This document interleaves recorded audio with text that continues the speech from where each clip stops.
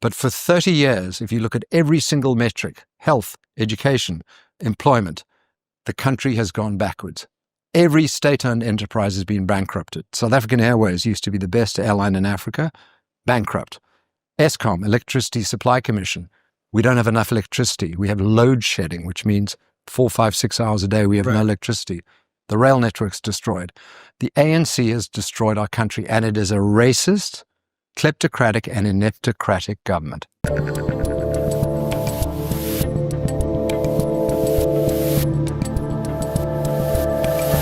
Rob Hersov of South Africa. You know, one of the beautiful things of coming to this conference is you meet people from all over the world. Everyone is going through their own experience, kind of personally and politically in their own countries.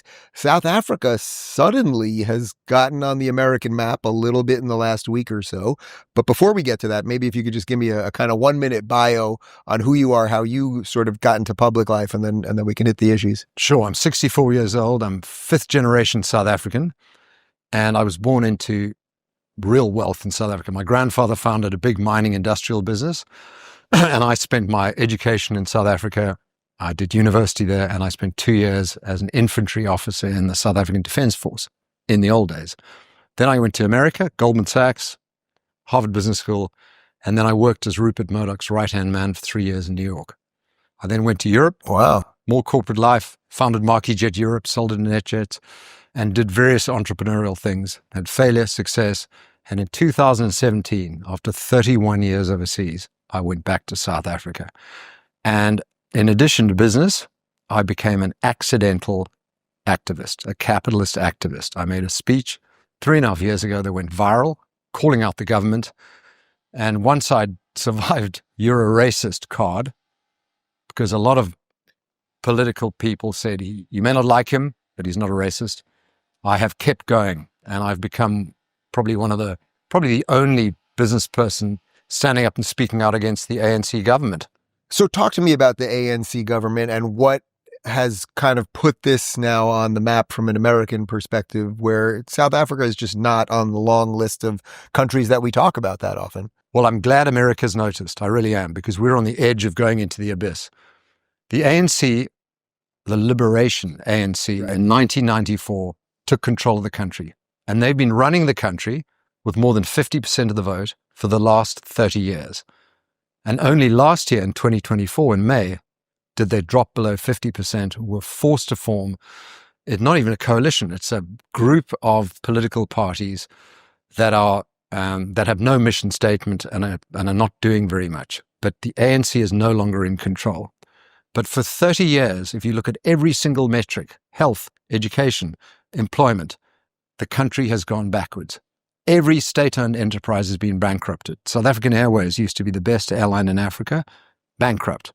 Eskom, Electricity Supply Commission, we don't have enough electricity. We have load shedding, which means 4, 5, 6 hours a day we have no electricity. The rail network's destroyed. The ANC has destroyed our country, and it is a racist, kleptocratic and ineptocratic government. So let's talk about the racist part, because obviously that's still, unfortunately, the word of the day. It's a little hard, I think, from an American perspective, for people to realize that a government could truly govern I guess it's not that hard in some sense, but that could govern in an actual racist manner when it comes to who's getting what services and what land, et cetera, et cetera. 140 race-based laws in South Africa, all anti-white. And 8 days ago, Cyril Ramaphosa, our president, signed into law, and just hear these 3 words, expropriation without compensation. And this is just the straw that broke the camel's back. There's been endless laws, anti-white, boiling us like a frog in a bowl.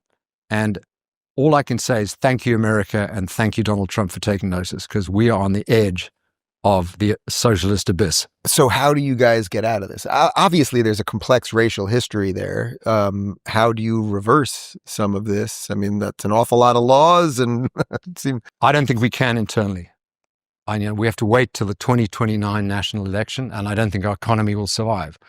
It requires some external dynamic to change it. And I think Donald Trump and America taking notice and coming in swinging with a baseball bat may be that dynamic we need. So when you saw over the last couple of years in America, wokeness infecting our systems, and suddenly we were focused on race and we were putting it into it was this very people who said we were systemically racist that were putting racism into the system in a systemic way, must have given you a little concern about the direction we're going, as much as that's now been rolled back. Well, we've been infected in South Africa with the evil woke mind virus way more than in America. We've got it times 2. And there's no momentum in South Africa to reverse it. In fact, it's quite the opposite. So it's been like a miracle that Trump got elected and he's making these decisions to reverse this wokeness because, South Africa needs a big wake-up call and it isn't going to come internally. What were those 3 words? It was expropriation without compensation. So this is in essence, they're taking farms. Well, they right? can. Yeah. So they haven't implemented it yet. It's been signed into law. Yeah. And it's not just farmland, it's property. They can take the watch off my arm and they barely need to justify it.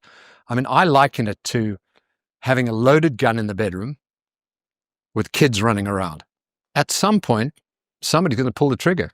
And that's what this law is. And there's so many other laws in South Africa that are anti-white, race-based, and make it almost impossible for businesses to thrive. But worst of all, we're at less than 1% economic growth. Less than 1%. And we have the highest unemployment in the world. That's not sustainable. sustainable. 40%. It's unsustainable.